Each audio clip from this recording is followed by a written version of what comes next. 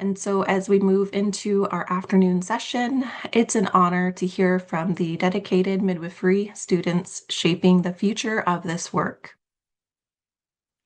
This is a chance to listen to their reflections as they walk the path of becoming midwives. The students will present, and we will have a Q&A session afterwards.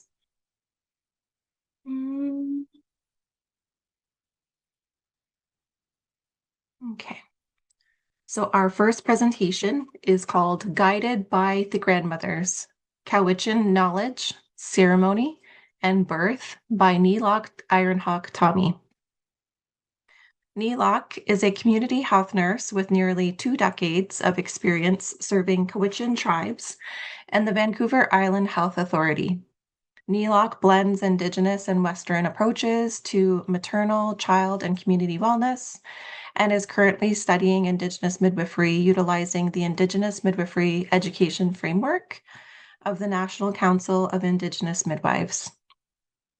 Drawing her Cowichan worldview, intergenerational knowledge, and land-based practices, she works to revitalize traditional midwifery, honoring her ancestors, and sustain the health and well-being of her community.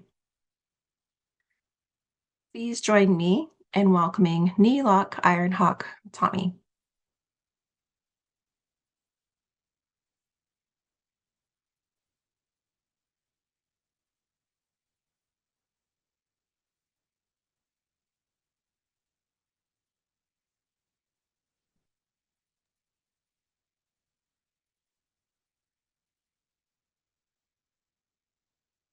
We're just going to wait a couple seconds. Okay. Here we go. Hi, Nilak. Hello. Hey.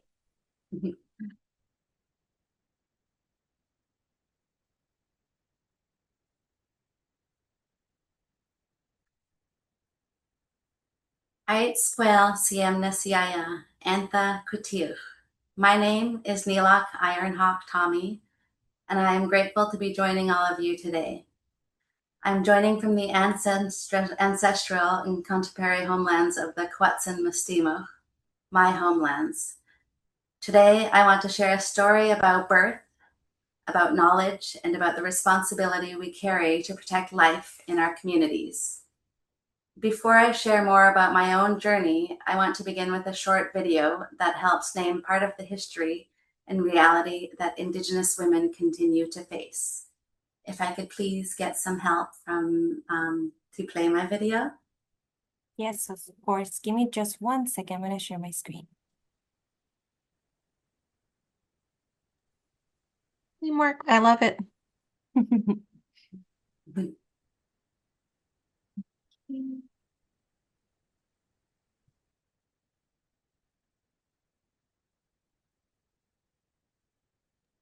Okay, do let me know if you're able to hear it.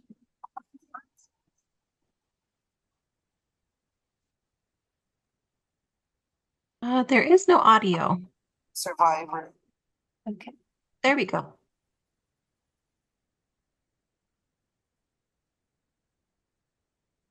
Okay, it works. Okay, I'm just gonna play it again.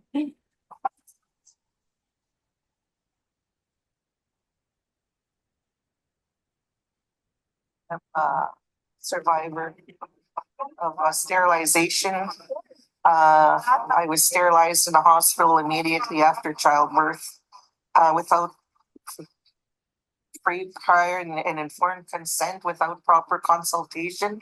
Survivors and supporters rallied nationwide in the support of a passing of a bill that aims to end forced or coerced sterilization, a practice that many survivors report is still happening today. We want to take a moment to recognize that while the practice of forced and coerced sterilization has deep colonial roots in Canadian history, we must be clear that this practice is a contemporary and ongoing human rights violation. Survivors have shared that they were often sterilized at vulnerable times, often during labor or shortly after giving birth, while medicated, under pressure, or under threat by authority figures, or child removal by protective services. This practice has disproportionately harmed Indigenous women, but it's also affected people with disabilities, racialized women, gender diverse people, others who were treated as though their reproductive choices didn't matter. The practice began in Canada in the early 1900s as an attempt to limit reproduction of so-called unfit persons. Poverty, illness, and other social problems were used by doctors and officials to deem someone unfit to raise children.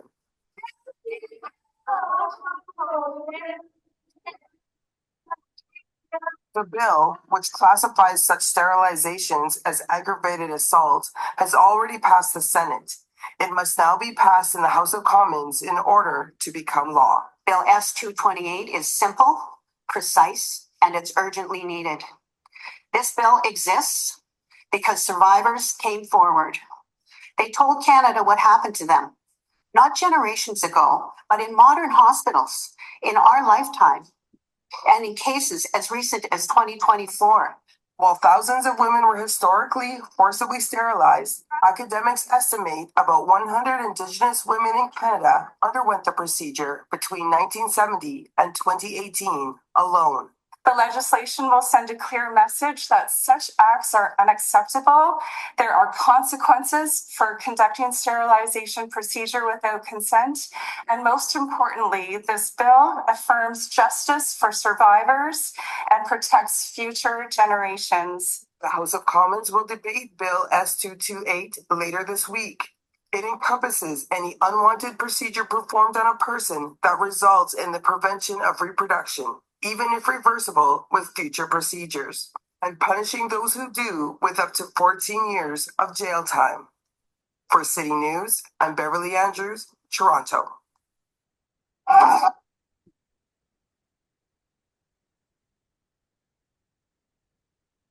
Take it away, Nilak. Thank you. Thank you for taking the moment to share that. I had the honor this past week to travel to Ottawa to be present for the National Day of Action, which took place on the 24th, and the second bill reading, which took place on the 26th. And we're happy to say that it has passed that proceedings, and we're moving forward in a good way. So first, I want to acknowledge the survivors and offer my prayers for their strength, clarity, and courage.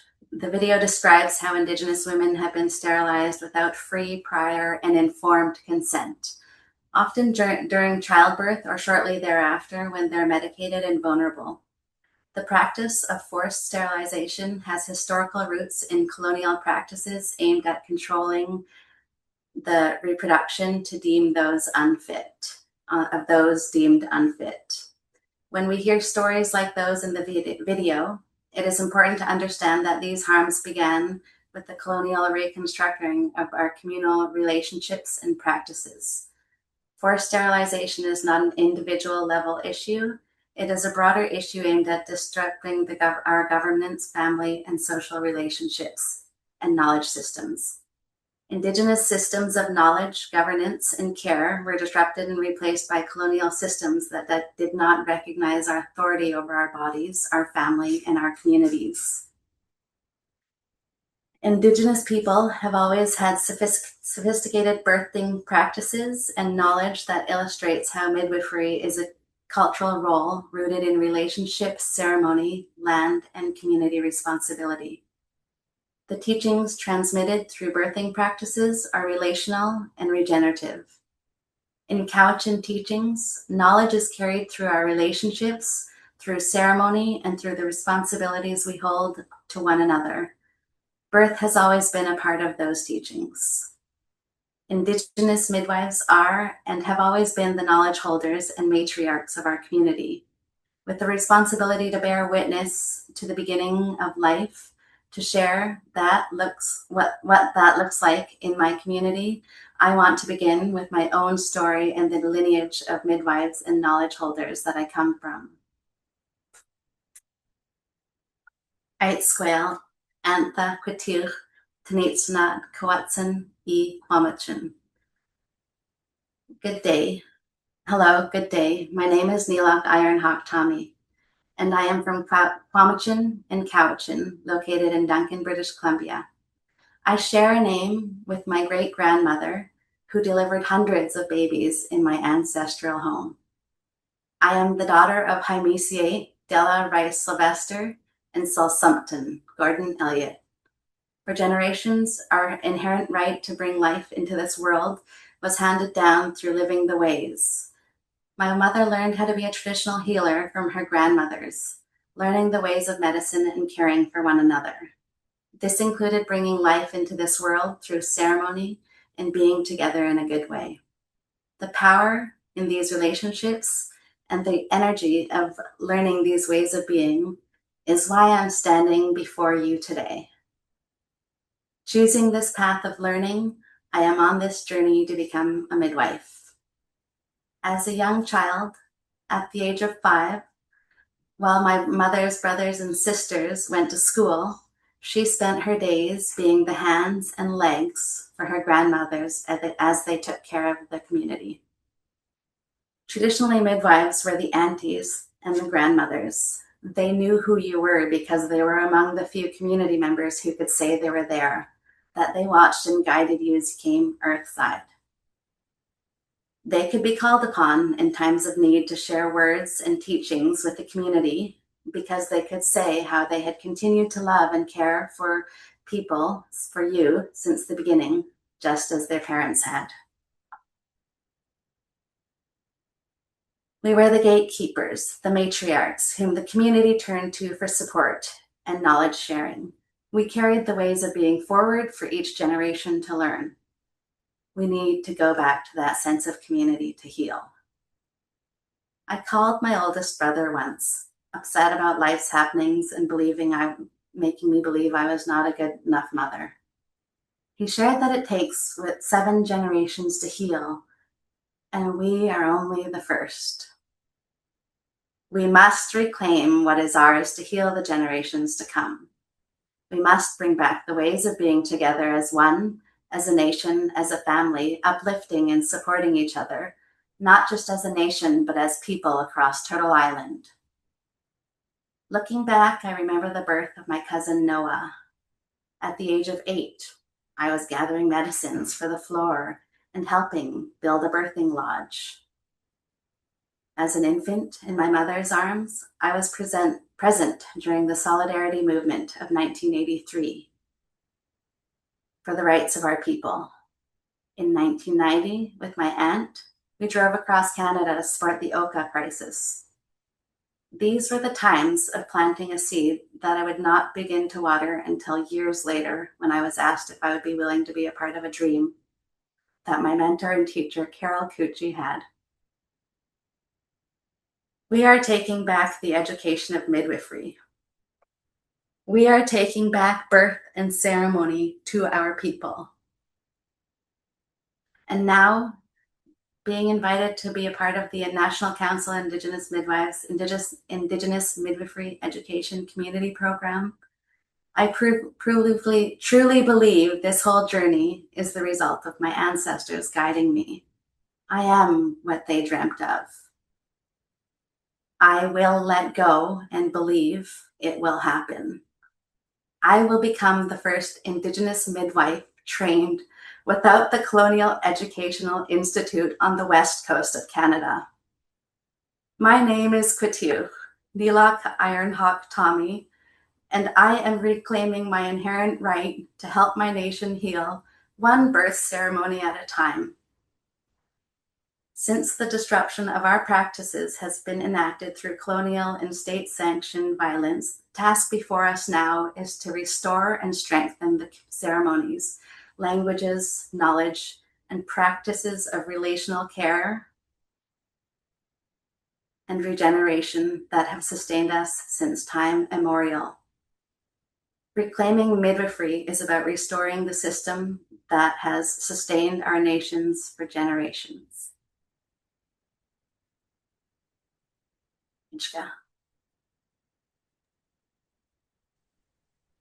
Oh, Kin, you're so powerful.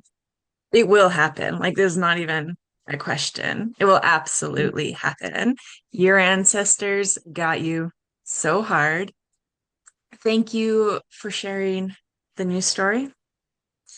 Thank you for sharing how being a survivor has shaped the care and expertise you weave into your identity and practice as a student community midwife.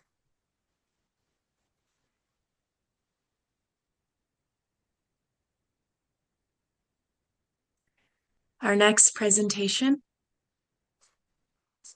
is Christina Saviakjuk, who will be sharing her experience as a Saluwi midwifery student in the Inuulitsivik Midwives Education program. Through her journey, Christina brings forward the lived realities of learning, practicing, and strengthening midwifery in the North. Grounded in community and tradition, please join me in welcoming Christina.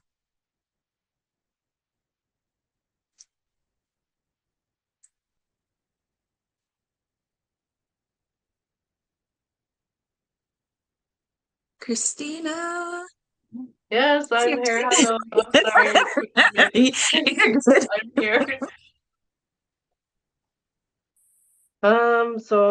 Thank you very much for this opportunity. I'm very happy to present my program here in Nunavik. Salute. Thank you. I'll be presenting Salute Quebec. I did my very last minute presentation and I pulled out within under an hour, so I'm gonna represent it. I'm gonna show you, share, if it's okay with you. Stina, is it possible for you to pull your camera down just slightly so we can see you? Hold on. Wait, I'm trying to. Is that better? Great.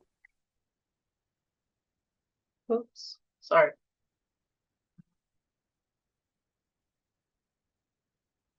Do you see me? Yep, we see you. I'm gonna continue with my presentation PowerPoint that I made. Beautiful. We're excited to see it. Your screen sharing, we see your presentation, but we also see your side slides if you want to put it into presentation mode. On the very bottom of your presentation, there you are. So I'm coming from Inuulitsivik Health Center maternity program. My name is, oops, Christina with a T. Savard Saviakjuk. I'm a student midwife in Salute maternity clinic. This is our village, half of it at least. Very beautiful. For our Nunavik, we have 14 villages, but some are not showing here. You can see the population on the list. There's Salute, Inuit, and Rapik. Our village is on top, up there. The care we provide in our community are yearly pregnant women and postpartum and newborn babies we take in our care. We also do pap tests, STI swabs screening, annual FM shows, visit to school for safe sex education. We have nearly 30 to 40 pregnant women and around 10 to 12 postpartum women in a year. We can let women give birth in their community that has no high risk with their pregnancy or prior pregnancies. We take care of them from nearly pregnant to 6 weeks postpartum.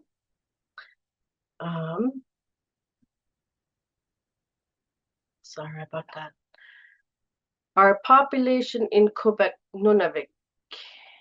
We are one of the communities of 14 village in Nunavik. Population here in Salut is around 16 to 1800 people. Maternity just had its 22 years anniversary since it opened here in Nunavik. We are proudly team of Indigenous registered and student midwives. Throughout the years, many faces comes and goes along with very supportive Southern midwives. Closely working with other maternities along the coast of Hudson Bay coast. Our program is a 4 to 5 years program, and it's all hands learning. We go by numbers and 4 different skills levels to graduate to become a registered midwife. Renew our emergency skills work and NRP workshop certification as it's recommended. If you guys have any question, that will be the end of my slide. You're welcome to ask me any question if you guys have.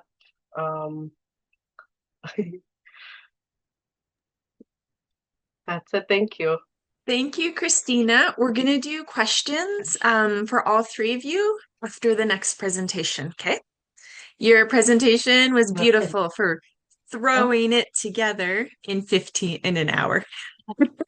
Okay, thank you. Thank you. We appreciate you sharing your powerful journey and the meaningful work you're doing to strengthen midwifery in the North. Continuing our journey, our next session is with the Innu Midwifery Program, Community Grounded Education, Apprenticeship, and Practice in Action. Presented by Kim Bridle and Emma White, who are both third-year student midwives with the Innu Midwifery Program. Kim Bridle is a member of the Saviakjuk Innu First Nation and a proud mother. Her journey from a Western education system into community-based midwifery has deepened her understanding of autonomy, pregnancy, birth, and postnatal care. Emma White is a member of Mushuau Innu First Nation, originally from Natuashish and now based in Saviakjuk. Alongside her studies, she works with the Innu Roundtable Secretariat and is committed to empowering families, supporting informed choice, and reclaiming birth within Innu communities. Please join me in welcoming Kim and Emma.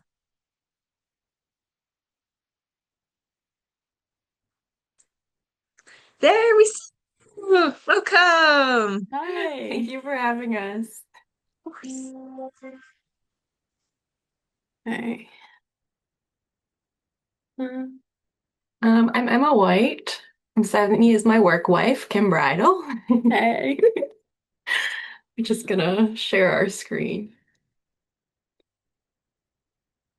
Yeah, share it. Go.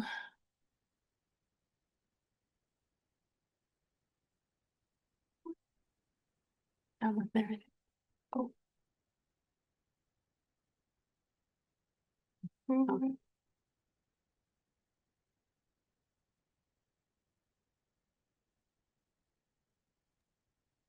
You started screen sharing. We see your program. And then if you just want to, there you go. It's in full screen. Beautiful.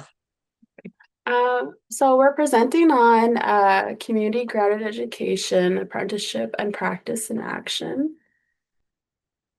Great. Oh, I'm sorry.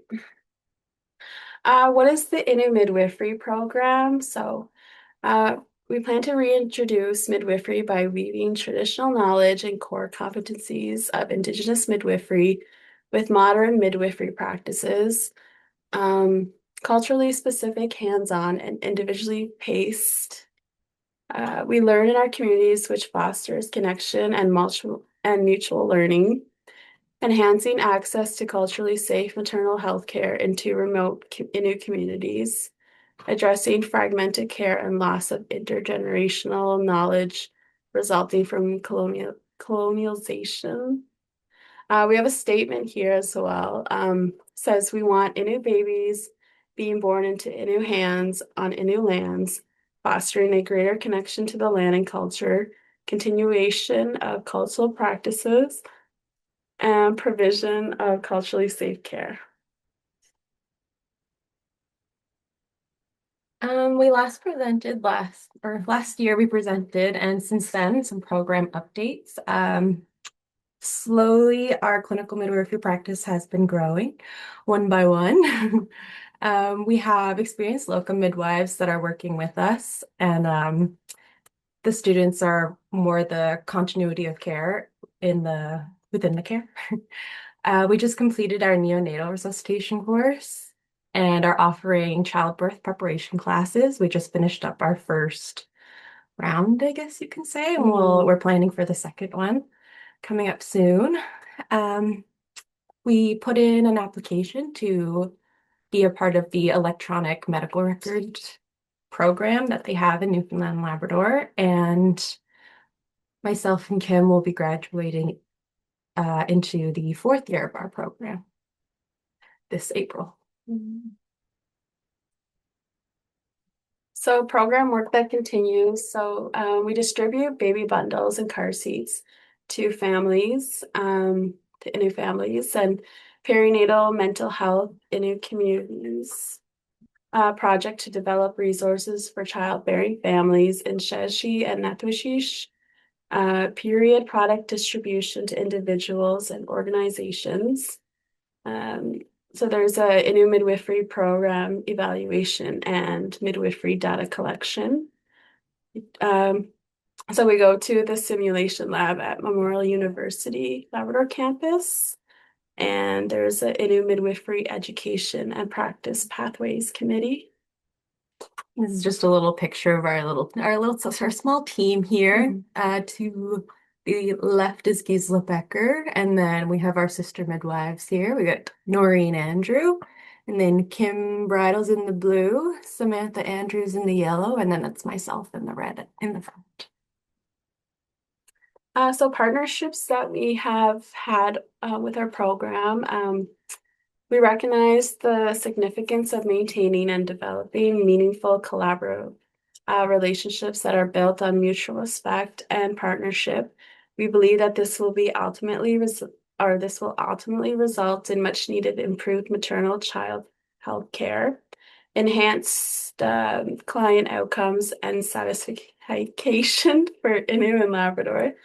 So these are the partnerships that we have. So the Sheshi Innu First Nation and the Mushwa Innu First Nation Public Health, Labrador Grenfell Zone, NL Health Services, Atlantic Health Hub, Memorial University, the AMNL, NIHB, CMNL, and NLCHP, and of course NCIM and CAM. So the next steps for the program, myself, Kim, and Erica Corbett will be traveling to Uganda with Broken Earth in April. Super exciting. We feel very privileged and super excited to go over and volunteer. The program is recruiting an additional 4 more Innu student midwives starting this September. We're over the moon excited for that. And the program will be requesting hospital access for the registered midwives working with the Innu midwifery program. And we're planning for further meetings with the Labrador Grenfell Midwifery Zone, midwifery program, and the Labrador Grenfell Zone medical staff to discuss potential partnerships in accordance with the Truth and Reconciliation Commission of Canada. So this is just some pictures that we had. We attended what is it called? The Animal Manishan or Manishan community gatherings. And we also had some pictures there from our own Atlantic gathering that we had in September. Yeah. So just gonna check. Okay, sorry. I guess I could start for why I got into midwifery. So our health manager, Thea Panashway, had this beautiful tent birth, and they did a short documentary on it and we showed it last year. And we can also put the video link in the chat if you would like. But that video just absolutely brought me to tears. It was beautiful. It was powerful. It was what I now imagine my birth to be like. Myself, I don't have any children, but I can't wait for the day that I get to have such a powerful healing birth like this and be supported by my sisters. Sorry. I can't wait for Kim to support me and be with me during that time. It's beautiful. For me, I feel that I guess midwifery came to me later in my education. I had applied to the midwifery program when the ad first came out, and I was pregnant, but I had no idea that I was pregnant when I did apply. So yeah, I waited until the program started, and I started when my son was 3 months old. It was a different experience for me in this type of education system because I was used to like university, and like coming into like community-based was different, and not in a bad way whatsoever. It was really good because I felt like that I was supported by everybody. My instructor Gisela and all my coworkers. And I wouldn't even say coworkers. I feel like as if they're my family. Like we're more sisters than anything. And we've made connections that are quite strong in this program. And I'm grateful that I'm here and truly lucky to be in this type of learning and environment. Agreed. This program has been like nothing I've ever experienced before, but is in the best way possible. And I got to meet so many other student midwives because of the NCIM and who I would call now also my sister midwives, such as Nilak and Christina, who I will present in time. Thank you guys. Yeah. Thank you guys so much. And this is Thea Panashway, our health manager, actually. Sorry about that. This is also the tent that she birthed in. And then that is Naisha, her daughter, in the very same tent, actually.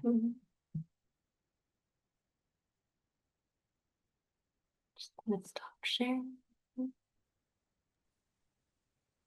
Oh, thank you guys. Amazing. Thank you so much. And that was a beautiful presentation. I'm just going to ask for all students to turn on your cameras, just so we're able to see you all just for this next part of the agenda, just where we get to ask you all some questions about your pathways and your journey so far. I'd just like to say again, thank you to Nilak, Kim, Emma, and Christina for sharing your journey so openly. Your stories remind us that reclaiming birth is happening through community, grounded learning, and the next generation of midwives. So we're opening the next little session for questions. And so I'm just going to kind of do like popcorn style. If you feel called to answer the question, then just feel free to kind of like turn your mic on. But this is open to Nilak, Christina, Kim, and Emma. So our first question is someone learning and growing in this work? What's one thing each of us can do to support reproductive justice and honor survivors in our communities.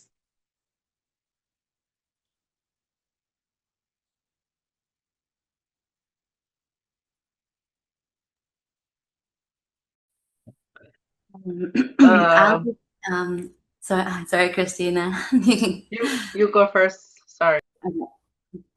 I think what I've found in this last year was just a presence, having the mums and the families have a presence available, witnesses in the rooms that they might not feel comfortable in to have a voice, and just encouraging and then reminding them that they have a voice and they're the owner of their bodies, and so sometimes even just being present and being with the mom in some of these spaces where they might be seeing specialists or just even seeing their midwife or a doctor, just having them having support with them.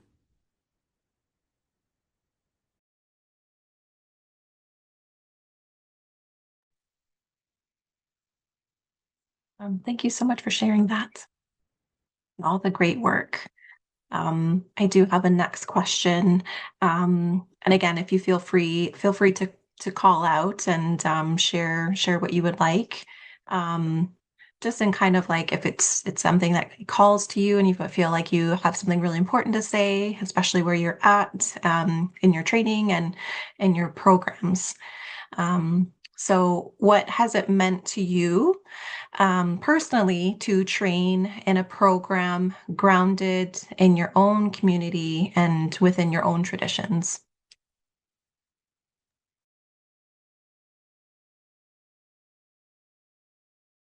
I feel like also coming from like the Western schools, when I went through hard times, I kind of just got kicked out and like I was just a number, got casted aside, But here it's like if you don't message back within like, or don't tell anybody what's going on, or just isolate yourself like I did at Dalhousie, like if I tried to do that here, like they'd be knocking at my door and like calling me and texting me. Like the family that you create here is really what keeps me going and keeps me practicing.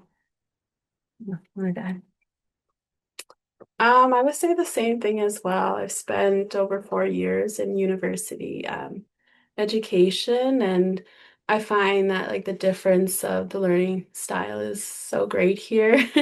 Like at our own pace, I think it's also like everybody has their own life and um some may have their own struggles in that too. But I think like with the Indigenous Midwifery program and with our program, I could say is that there's lots of support and we're here for each other. And, maybe if someone's going through something and, they need to slow down on their education a bit, then like that's perfectly okay.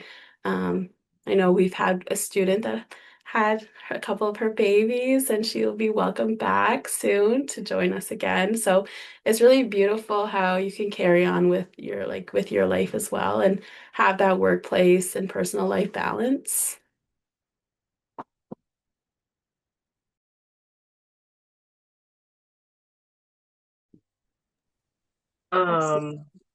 I would like to say a few words too. For sure. So in our village, it's not a lot of people that can do the job. So we have a lot of appreciation, the knowledge that people tells us, and our language is our key, very important because we are being asked to few times to travel for work related and because of our language too. So it's very important to have Indigenous midwives who understand the knowledge and the cultural.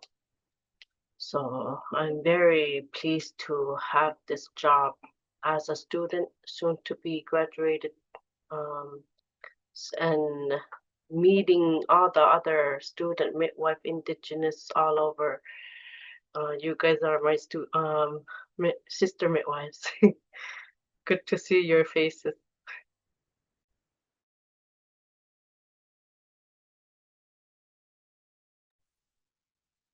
Awesome. Miigwech for sharing that. You guys are doing very important work, and we all love to see it. And we all love to hear about how you're doing and all of the progress that you're making, all of the support in your communities. Nilak, was there anything that you wanted to add to that question? Yes, I was contemplating unmuting, and so I think for myself, it's a little, I can speak in a way that it's a little bit different from my sisters here. And so quite often when I'm looking for hope or reminding myself that it's a difficult path to be on, I look towards towards my three sisters here in the programs that they have, and know that it will happen, because currently I am the I'm a single student for my nation. So it's very, it can be a challenge not having a work wife. It can, but how I'm working the program and how my nation is supporting me is I am a community health nurse, and I currently support the maternal child health portfolio for my nation. And so I am in the work, mentoring the work, and the community of midwives and OBs around me are aware of who I am. I also am a doula, so I meet them in different spaces as well. So I gain my relationships in community and support in community in other ways for that mentorship piece, because I currently am working as a nurse. So I don't invite myself in. When I get invited into those spaces, they're so kind enough to be teaching me, although I'm not, able to do any hands-on things because of logistics scenarios that are going on that are very important. And I'll break down those barriers as well when the time comes. But for now, I'm just honored to be in that space and having the OBs and the midwives so graciously, teach me, through oral learning and visual, so it's very similar to the way that our ancestors handed it down. But I get the honor of having that mentorship right now, currently, through outside supports in the community, just the birth working community here, being aware of what I'm doing. So it's a few road, shouldn't call them roadblocks, a few bumps in the road that I've got to go over and around. But, for me, that relationship piece, it's brought forward how important the relationship is with the community, knowing your culture, I'm learning my language, I'm learning, and I've got to go back to my elders and go back to the community to learn those ways of being that I'm carrying forward, because it's not just, I want to deliver babies. No, I want to bring back the ceremony of life that we use to hold each other up as one, right? And so that'll take other ways of learning that aren't necessarily in a community health nursing job. So I just have to be creative about how I can do that and when I can do that, while balancing time with my family as well.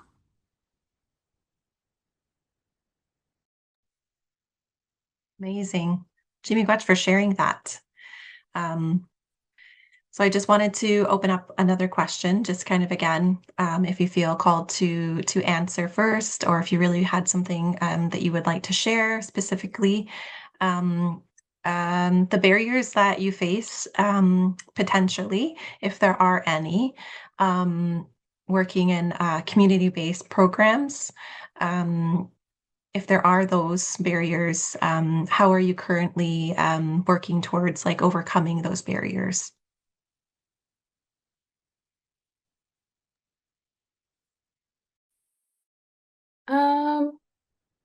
So with our program, I feel like we faced some barriers. I think like trying to get into the healthcare system here has been like a struggle. Um, I would say, I guess maybe we have a clash of like introducing midwifery and then like having, the doctors maybe not being as welcoming has been a bit of a struggle, but I feel like for us that hasn't deterred us from midwifery at all. It just I think it makes us stronger, and wanting to do this work even more and being there for our community members so that they're treated right and have the best health outcomes and birth outcomes as well. Beautiful.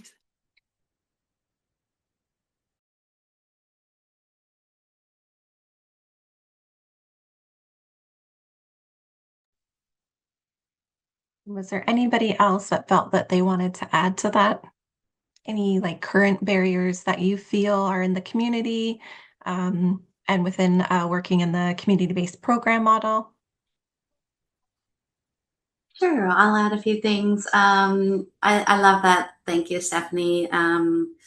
Like Superman pose. Yeah, that's a good one. And then yes, I see that my one of my good friends, the North Island midwives. So yeah, when I do get to that point, I would love to be able to have an education program for BC. So that's like the hope and the dreams of like seeing Emma and the Inuit and all of the different existing midwifery education community-based models that are going now is the education model is gifted to myself or to us as a nation, and it is what we want to do with it is whatever we decide to do with it is our choosing, right? And so I would love to have a model where I can mentor, and I already have my first students set up. For me is that one of my doulas.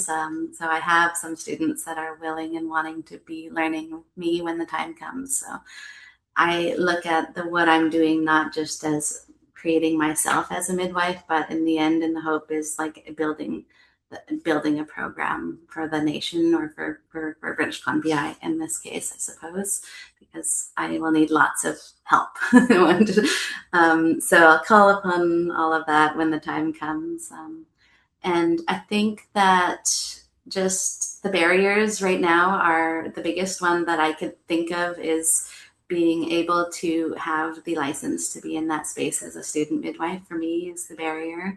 Indigenous midwifery, community-based midwifery education programs are not on that list of programs that are covered under the way our insurance works for student midwives right now. You have to be in a recognized education program, and I'm not, so I'm trying to figure out that piece about how I, because of course I have my license as a nurse, so I must honor, and I have, boundaries to honor and respect and be able to, I want to do it the right way. And yeah, so that's the biggest barrier for me right now is walking through and being able to, like the midwives want me to come in and work with them and they want to support me, but I cannot necessarily do that until I have that correct insurance.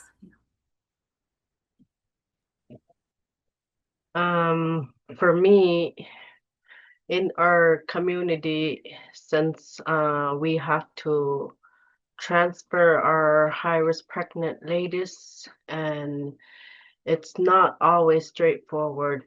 Some days, due to our weather up north, our bearers are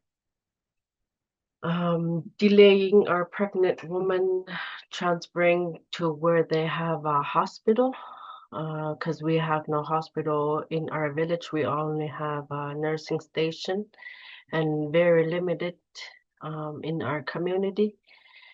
And our other barrier is that since our team is growing bigger and bigger and our pregnant woman numbers too, which is good, but we have been asking for our building itself for our maternity, but that's not easy to get also because of a lack of the land space and the everything else, but we're managing it at the clinic, so which is a good teamwork also.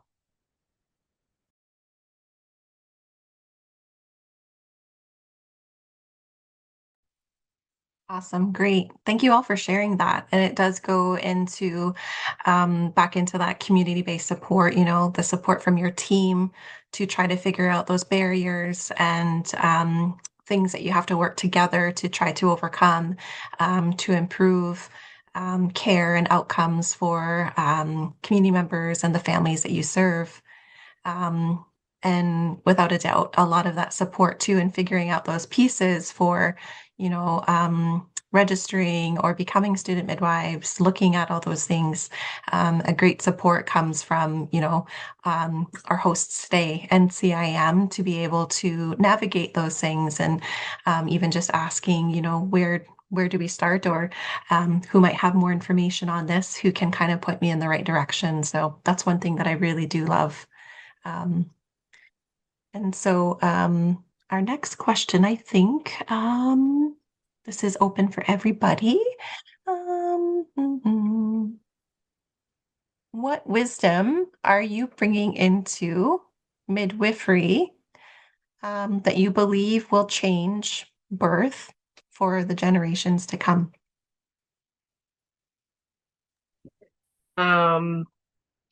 So I was told to mention that I am a young mother of 5 kids. Midwife really helped me learn all the basics and all the needs. I accidentally gave birth to my son in the car on my way here. So I'm like a super midwife, but thanks to all the learning I had, it went smooth. And also, I started my student midwife almost 10 years ago, but in between my midwife mat leaves, it took me almost 5 years and very close to graduating, which I'm very looking forward. I'm anxious and I'm very happy to have a very good teamwork behind my background. I'm very thankful for all the people I met. I can ask them, what do you guys do and how do you manage all that? So, yep, I'm happy to be a student midwife.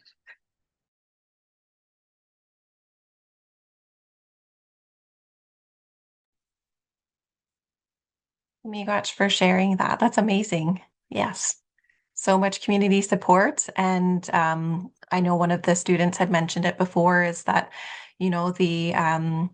the community support and the understanding that as student midwives that you have your families as well, and to have the time with your families as needed when you're bringing your little ones into the world, and then to be able to come back to your program and resume, kind of pick things up where you left off. And we're very excited to hear that you're coming to graduation soon, Christina. Does any of the other students feel like they would like to chime in for that kind of question that just asked?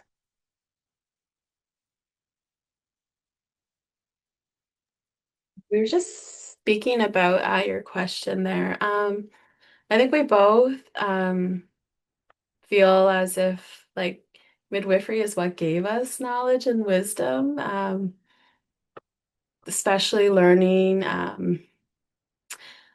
about like different stuff with midwifery. I think like the autonomy that we have over our own bodies. And I feel like even though I had a baby 3 years ago, but like without this program, I feel like I wouldn't have known a lot of things without midwifery. And so I think honestly midwifery is what gave us a lot of wisdom. I totally agree with Kim.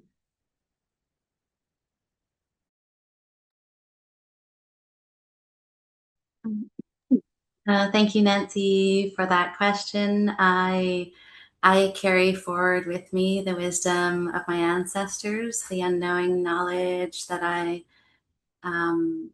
already carry, the knowledge that I will be carrying and falling into place as the years go on. It's sometimes as the way we're raised, we're in it and we're doing it. And then as we age, we learn the lessons that went along with things that we might have been learning or doing as young community members, being a part of. So being a part of ceremony, you learn ways that you're carrying forward with you. So that might be the way in which you carry yourself as a person, not just while you're at work, but as you're walking earthside, you're always walking in a good way, representing your ancestors and your family, and so they're all watching, and guiding you. So I carry that forward with me. I also carry forward the medicine knowledge from my mother that we just so lovingly were raised with, and that I'll continue to learn more of.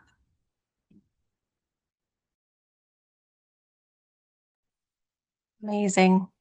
Such beautiful, strong words shared from everybody. And I just want to remind everyone that maybe all of that wisdom was held within you all, and now it's just being awakened. And that's something that we all inherently have from our ancestors. It's just the tools and the time and the gathering places and spaces to be able to awaken all of that knowledge and wisdom and to put it all into practice, which you all are doing so beautifully. And I love to see all of the updates that you're all sharing. And I loved the presentations so much and all of your words. And so Nilak, while I still have you here, not to put you on the spot or anything, but I remember you mentioned that maybe there was like a song that you felt called to share in the space. And I was just wondering if you were feeling called to do that again. Oh, okay. Sure, I can do that. I couldn't find my rattle when I was coming into work this morning. It was my daughter's drum, actually, that jumped out to me. And over the last, I was like recreating these slides and this talk for today, and it just felt like very colonial way of. So I actually didn't use my PowerPoint presentation, so I thought, well, maybe that's not how I meant to share, and it just didn't work out the way. So I thought, I am who I am, and that's why I'm here. So that's what was meant to be shared. And so sure, I can share. I will.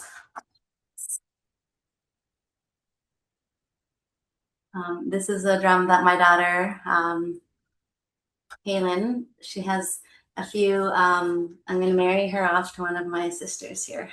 No, we're gonna marry into the family. Sorry, we're taking one of the boys to Cowichan. Okay, and so I shouldn't so my daughter Kaylin made this drum, and so I carry her with me. She also became a doula. So part of my journey was training, having opportunity to train more doulas in the community to help guide the work that we're doing. And I was honored enough to have 3 of those lovely, beautiful women be my family.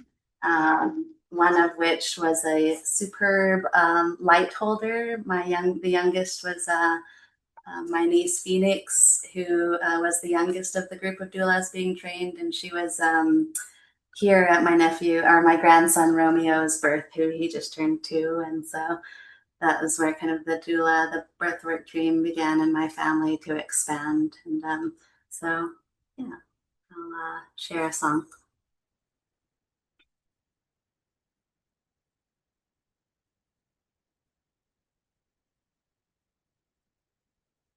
Way hey ya, way hey ya, hey yo. Way hey ya, way hey ya, hey yo.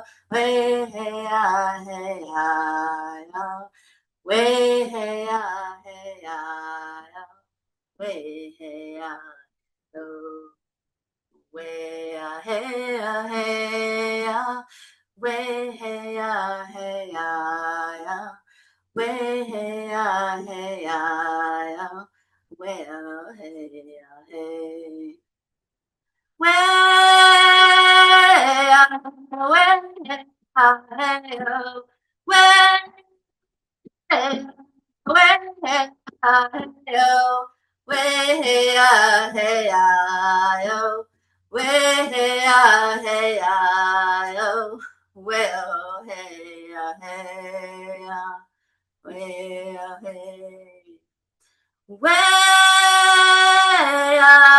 way-a, hey-o, way-a, way-a, hey-o, way-a, hey-a, way-a, hey-a, way-a, hey-a, hey. Way-a, hey-a, hey-a, way-a, hey-a, way-a, hey-a, well, hey-a, hey-a, way-a, hey-a.